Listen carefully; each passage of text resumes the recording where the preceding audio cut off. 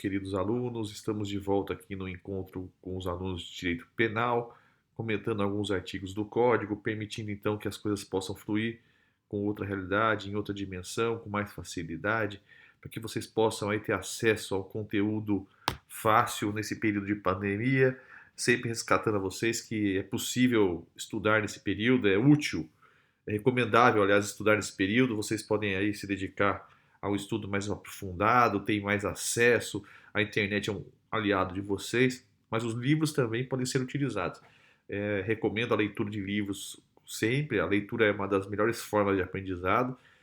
Através da leitura que você adquire conhecimento, os professores são apenas um instrumento para que vocês possam debater aquilo que leram, que aprenderam, que estão dispostos a ver. Eu sei que direito penal é uma matéria muito intrigante no que diz respeito ao conhecimento, porque todos os dias vocês têm acesso à informação de direito penal, mas a bibliografia de direito penal é bastante confusa, às vezes difícil de ser encontrada. Eu recomendo a vocês sempre algum livro, alguma coisa que vocês possam ler, mas é importante que vocês também tenham a iniciativa de buscar bons materiais. Semana que passou, dia 29, a editora Juspodium fez um programa de descontos muito bom. Sempre tem algum programa de desconto muito bom na internet para compra de livros. Vocês podem me perguntar o que eu acho. Tem aluno que me pergunta, manda mensagem: professor, o que você acha desse livro? É bom, é ruim? E na medida do possível eu faço críticas, eu pondero, oriento o aluno. Não existe livro bom ou livro ruim. Existe qual é a finalidade que você busca com esse livro. Na faculdade vocês têm que ter um conhecimento amplo, aprofundado sobre os temas, então permite que vocês tenham acesso a uma bibliografia mais vasta. Depois que vocês se formam, vocês vão se especializar em determinada área, no campo do conhecimento, e aí a situação muda um pouco. Bom, vamos lá. Hoje eu preparei para vocês, eu estou aqui com o objetivo de enfrentar alguns artigos do Código, continuando aqueles dispositivos que tratam dos crimes praticados pelo funcionário público contra a administração. Então é um tipo de crime funcional específico, é o cara que é funcionário público e que comete crime no exercício da função, ou antes de assumi-la, mas sempre pensando no intranei, o funcionário, praticando um delito contra a própria administração. Não é a ideia de alguém externo à administração, é alguém interno à administração. Nós já vimos peculato, já vimos prevaricação, já vimos corrupção passiva, já vimos alguns dispositivos. Vamos agora continuar na sequência do código desses dispositivos para chegar aí no final desse grupo de artigos para poder passar para a próxima etapa e aí dar por vencida esta etapa dos crimes funcionais praticados por funcionários públicos contra a administração. O próximo dispositivo que nós vamos ver é o 320, que chama condescendência criminosa. Vamos ler juntos? Vamos. Deixar o funcionário público, por indulgência, de responsabilizar subordinado que cometeu infração no exercício do cargo ou, quando lhe falte competência, não levar o fato ao conhecimento da autoridade competente. Detenção de 15 dias a um mês ou multa. Percebam que a pena é bem baixa, bem reduzida, 15 dias a um mês de multa. O que esse crime tem de mais detalhe? Na realidade é o seguinte, é você deixar de punir ou deixar de levar ao conhecimento da autoridade competente que um subordinado seu cometeu uma falta funcional, uma infração funcional no cargo que exerce. Então alguém que faltou, que deixou de cumprir um dever funcional, por exemplo, de multar. Ou a gente fica bravo às vezes quando o guarda nos multa, mas é dever do guarda multar. É dever do fiscal fiscalizar. Se ele não fiscaliza, se ele não multa, ele comete uma infração funcional, passível de punição. Então, se você tem conhecimento que o guarda não multou, você é guarda também. Você, por exemplo, vamos dar um exemplo concreto. Você é cabo da Polícia Militar e percebeu que o soldado da Polícia Militar lá, que tem competência para multar, não multou. Ele não multou porque ele não quis multar, sei lá o quê. Ele não multou, se foi por sentimento pessoal dele, ele cometeu prevaricação.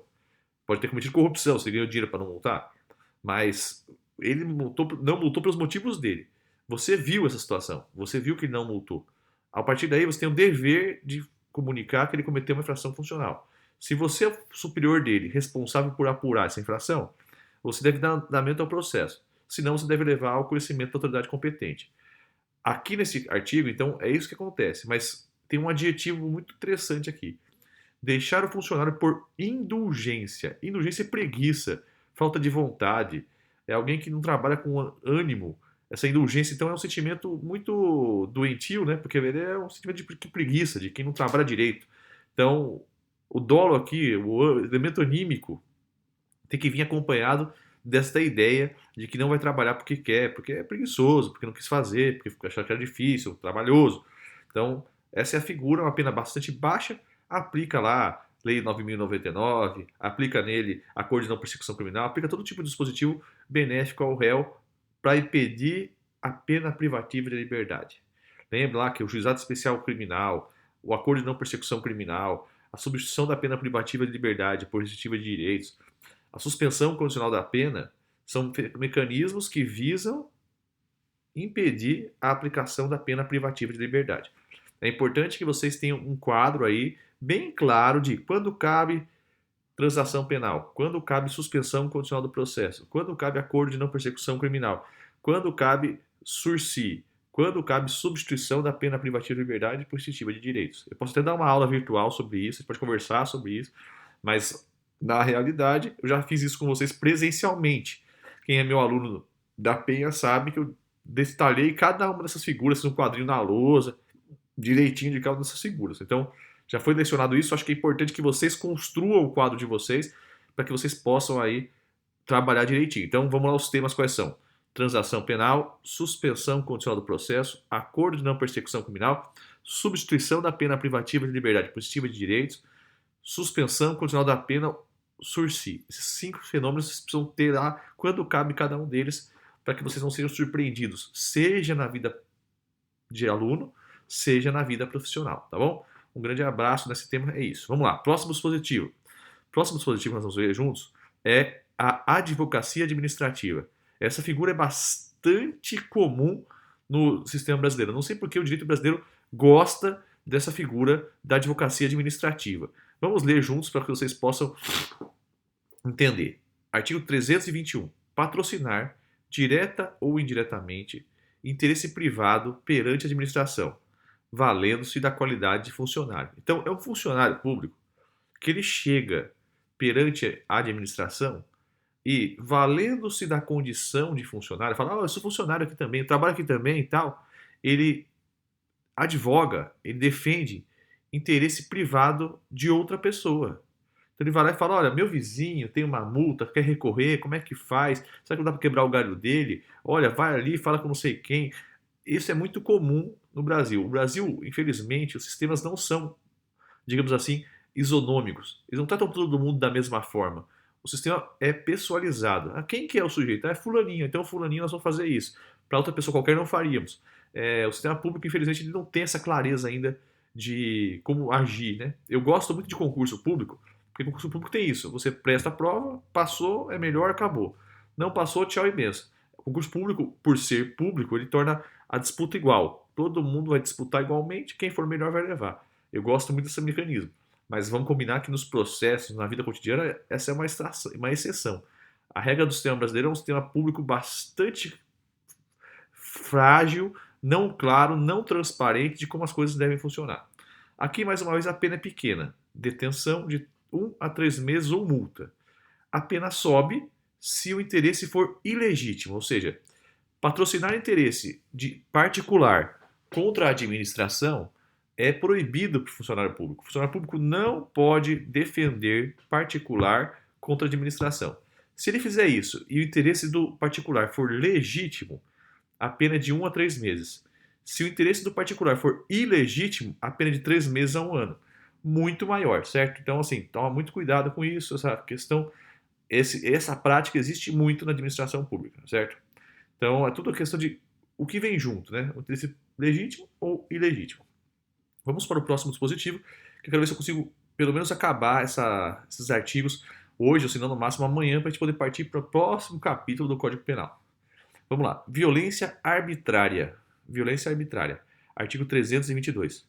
Praticar violência no exercício da função ou a pretexto de exercê-la. Eu sou funcionário público, vou lá e derrubo a banquinha de jornal, eu quebro a frutaria, eu bato no fiscal, eu bato no sujeito da lanchonete, dou um tapa no sujeito da padaria. Ele vai praticando violência porque ele acha que ele é servidor público, então ele tem agora uma posição de destaque face aos demais.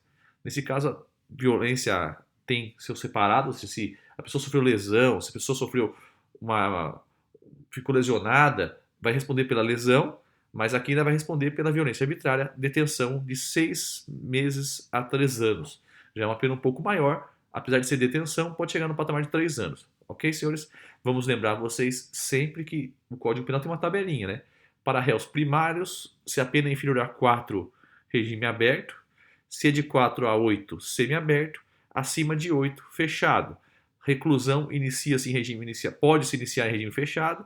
Detenção pode se iniciar em aberto e semiaberto. Então, existe uma lógica aí de reclusão para crimes mais graves, detenção para crimes mais leves. Prisão simples para mais leves ainda.